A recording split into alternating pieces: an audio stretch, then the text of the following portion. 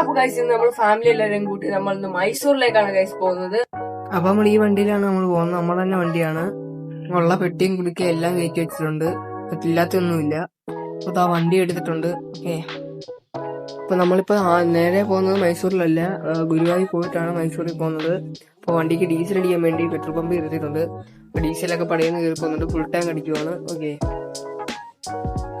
നമ്മുടെ അമ്മൂമ്മ വൈബില് അമ്മൂമ്മയൊക്കെ എനിക്ക് പടയെന്ന് ഉറങ്ങി കേട്ടോ. കയറിയതും അറിയാം, ഉറങ്ങിയതും അറിയാം.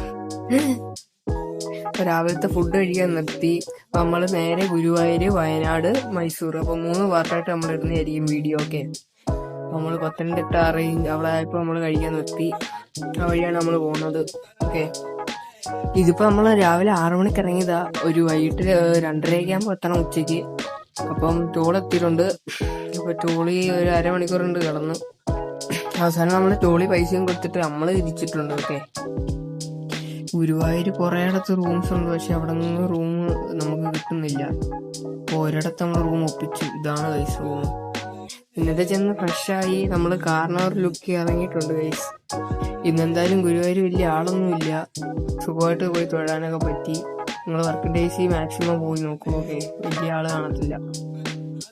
ബാക്കി വയനാട്ടിൽ പോകുന്ന വിശേഷങ്ങളും മൈസൂരിൽ പോകുന്ന വിശേഷങ്ങളെല്ലാം നമ്മൾ അടുത്ത പാർട്ട് 1, പാർട്ട് 2 അങ്ങനെയായിട്ട് ഇടുന്നതായിരിക്കും. അപ്പോൾ ഇന്നത്തെ വീഡിയോ ഇത്രേ ഉള്ളൂ. ഓക്കെ, അപ്പം എല്ലാവരും സബ്സ്ക്രൈബ് ചെയ്യുകയാണെങ്കിൽ അടുത്ത വീഡിയോയിൽ കാണാം.